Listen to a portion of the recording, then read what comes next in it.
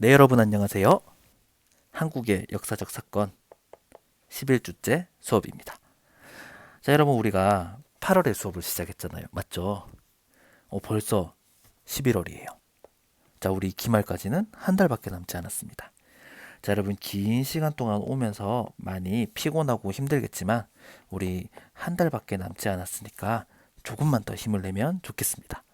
자, 그리고 여러분 감기 걸리지 않도록 조심하세요. 지금 제가 감기에 걸려서 목소리가 조금 이상하죠. 네. 하지만 여러분들이 이해할 수 있도록 최대한 예쁜 목소리를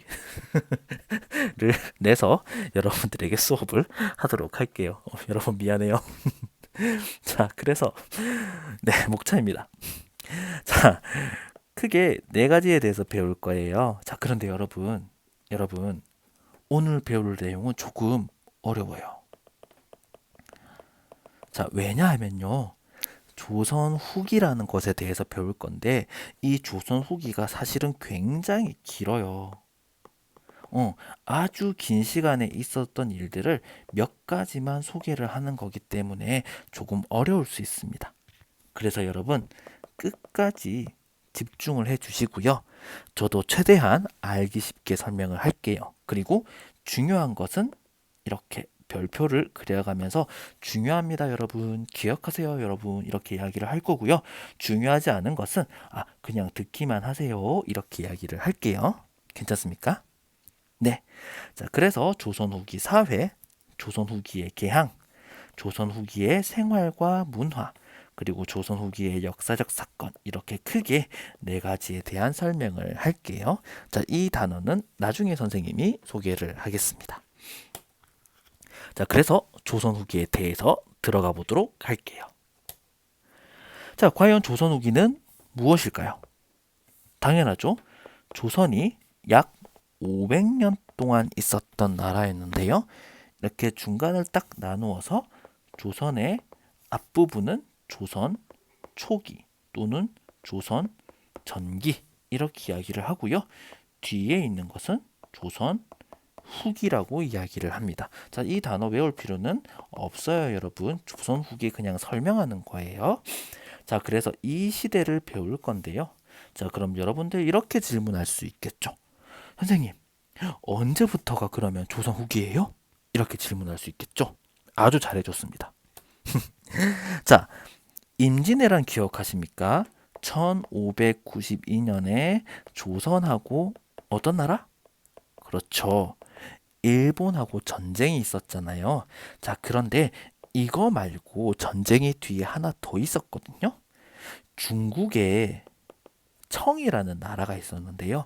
이 청하고 조선하고 전쟁을 했어요. 그 전쟁의 이름은 병자호란입니다. 1636년에 있었는데요. 여러분 연도는 기억할 필요 없어요. 네. 자, 어쨌든 이렇게 큰 두 가지의 전쟁이 있었는데 임진왜란과 병자호란의 이 두 전쟁 다음부터 조선 안녕. 자, 1910년이 조선이 없어졌어요. 자, 조선이 없어지기 전까지가 바로 조선 후기예요. 그러면 1592년에서 1910년 또는 1636년에서 1910년 정도 되는 아주 긴 시간이 바로 조선 후기라는 거예요.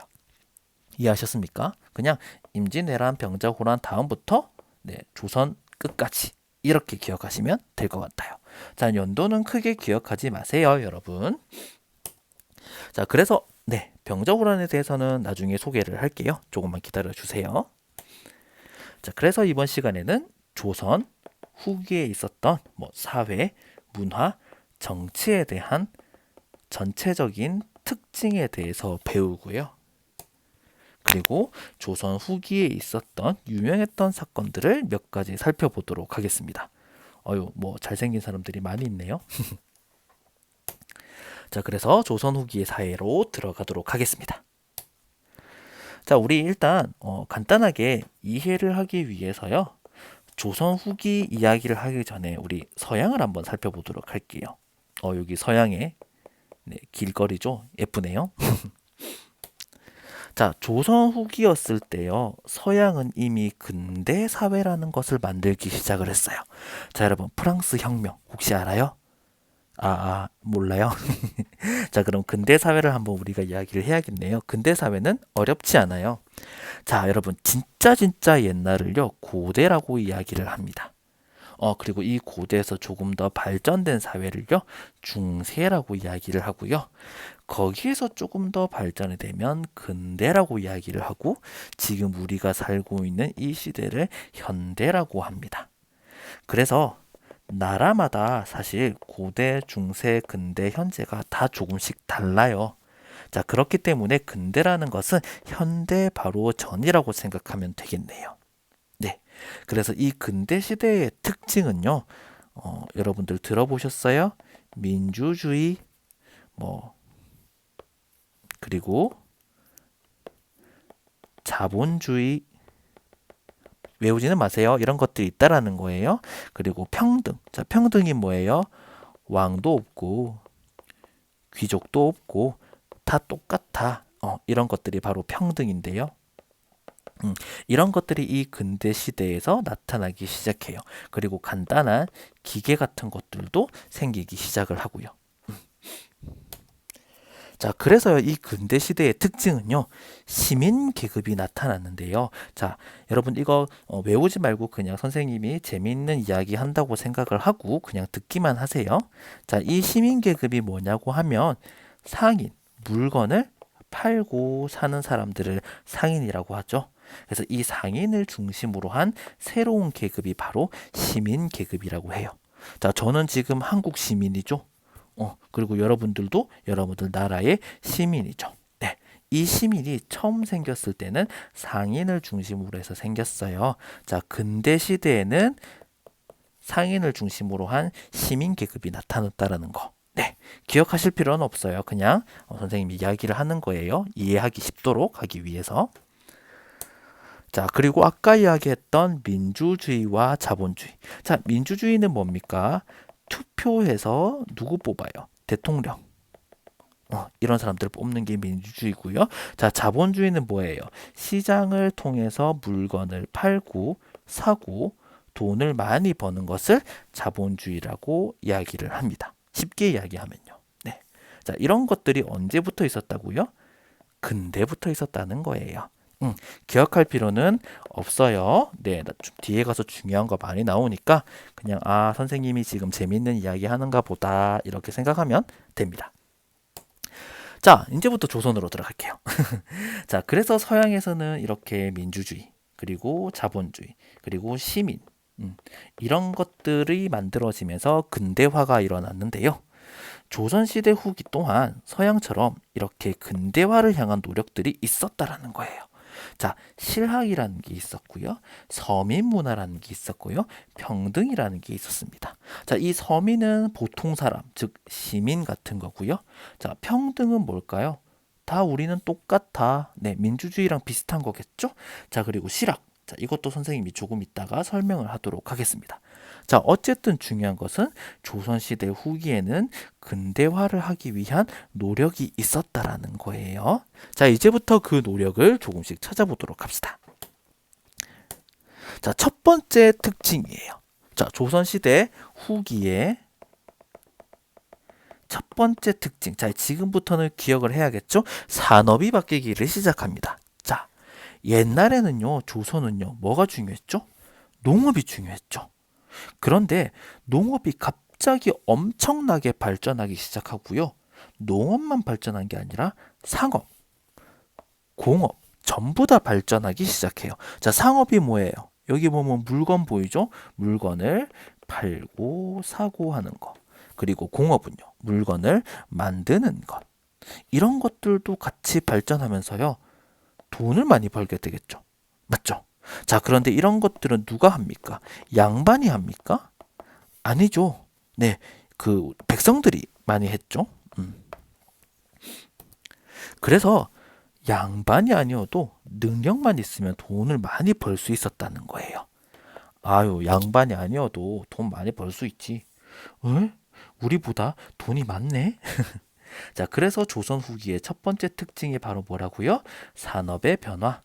농업뿐만 아니라 상업과 공업이 같이 발전하면서 돈을 많이 벌었다. 기억해 주세요. 네, 산업의 변화 중요합니다. 자, 그리고 두 번째는요. 네, 조선 후기에는요.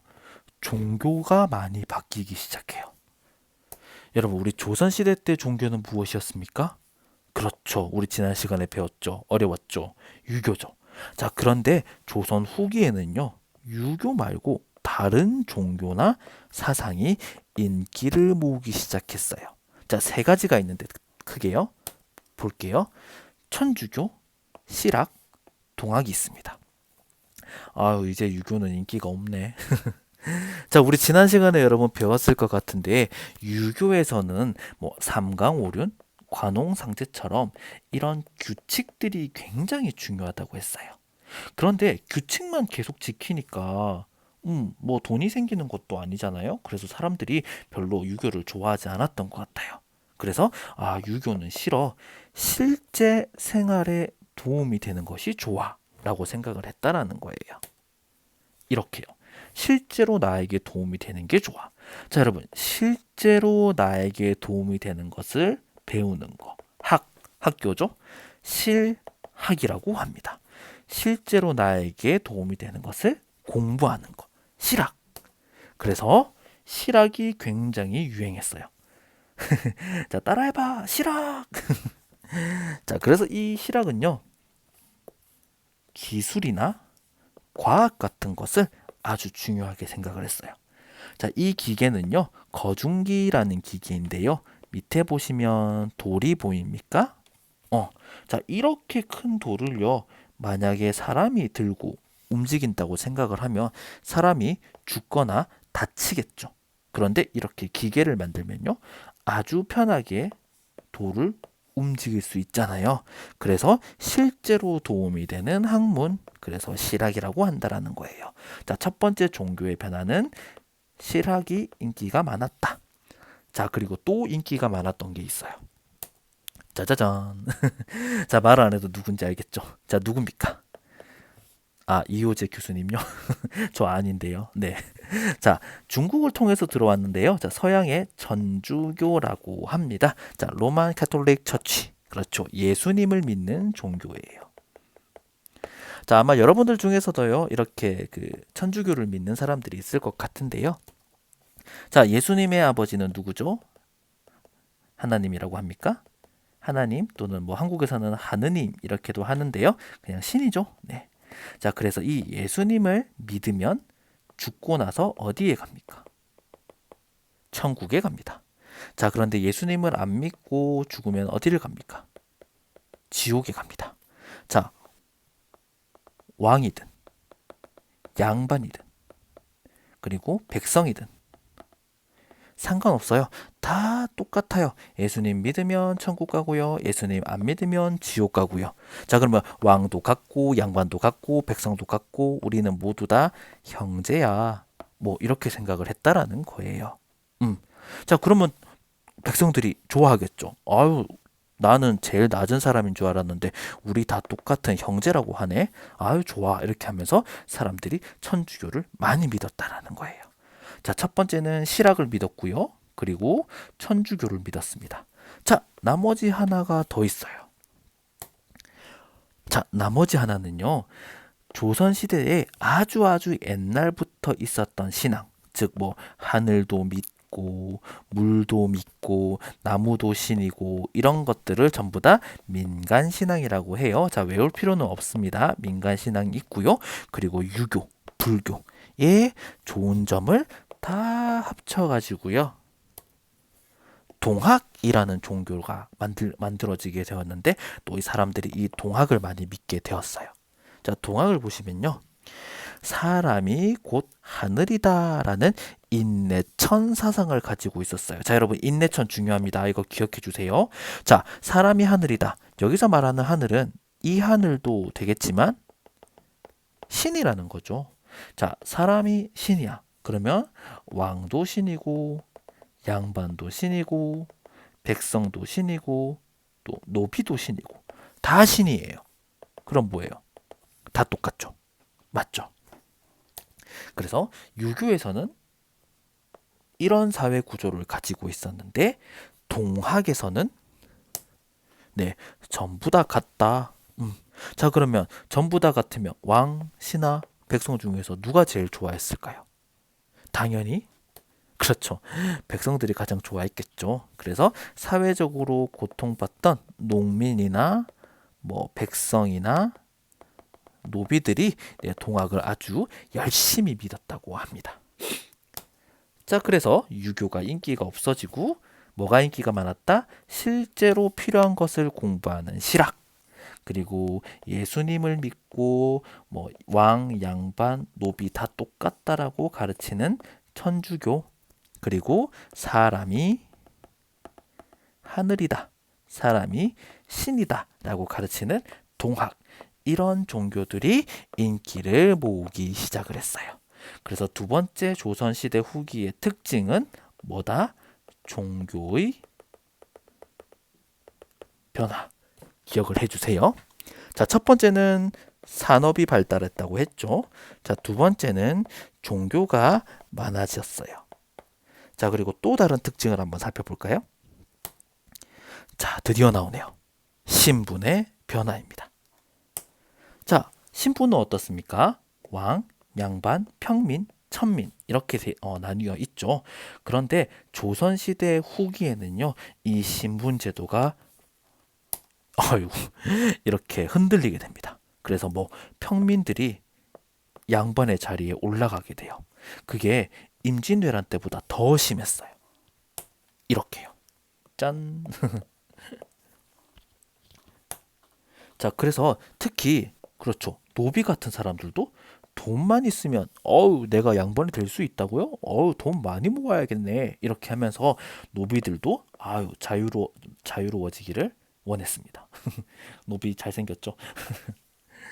자, 그래서 이게 세 번째 특징이라고 했죠. 그래서 처음에는 산업의 변화.